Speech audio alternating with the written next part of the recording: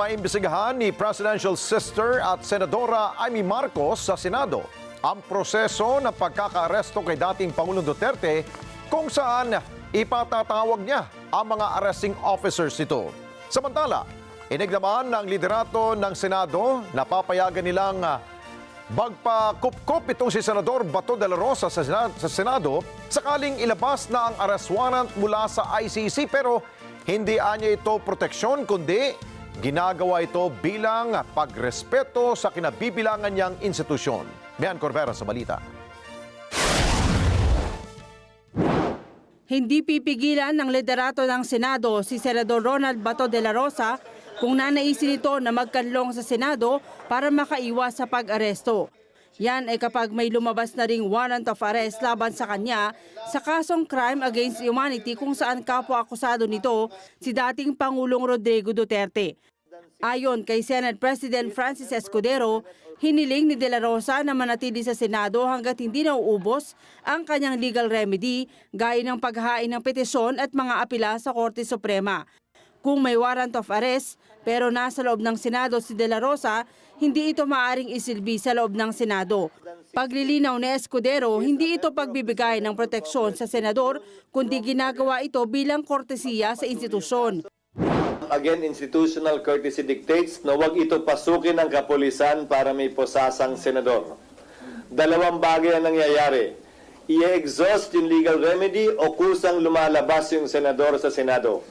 Inihalimbawa ni Escudero ang mga dating senador na nakasuhan at binigyan din ng warrant of arrest ng korte dahil sa iba't ibang mga kaso kung saan ilan sa kanila nagkanlong sa Senado.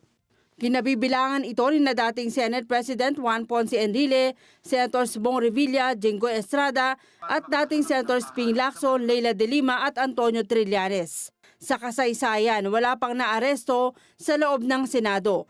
Pero kahit magkanlong sa Senado, paglilinaw ni Escudero, walang aasahang tulong legal si De La Rosa mula sa Senado.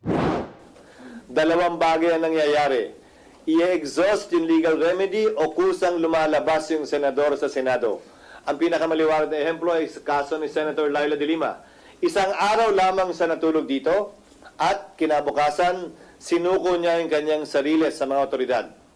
Sa kaso nila Senator Estrada at Revilla, sinuko din nila yung kanilang sarili sa otoridad makalipas ang isang araw. Si Senator Enrile makalipas ang isang taon.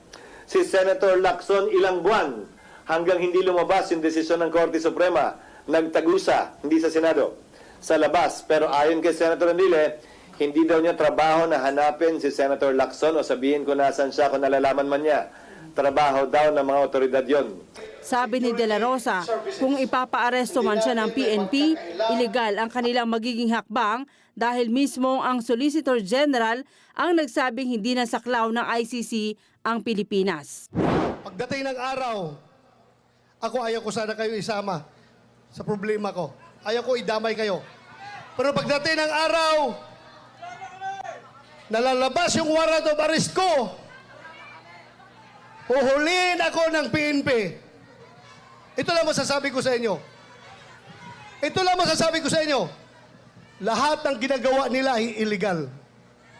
Kasi yung warrant of arrest na kanilang siniserve sa atin, hindi yan nanggagaling sa competent authority. Si Senador Amy Marcos, pinaimbestigahan naman ang pag-aresto kay dating Pangulong Duterte.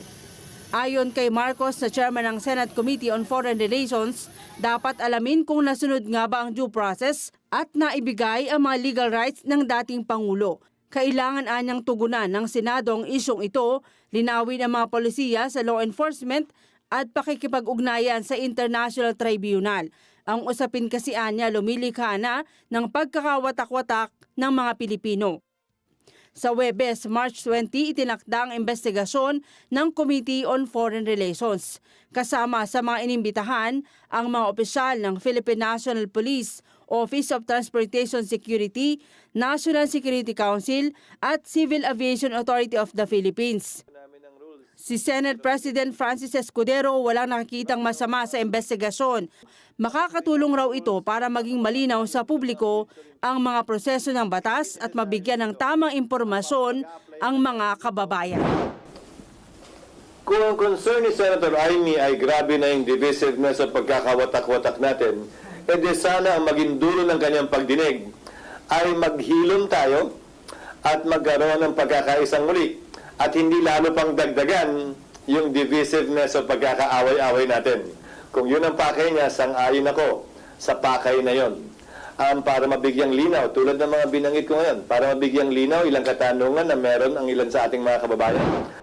May Corvera para sa Mata ng Agila, matatag, matapang, matapak.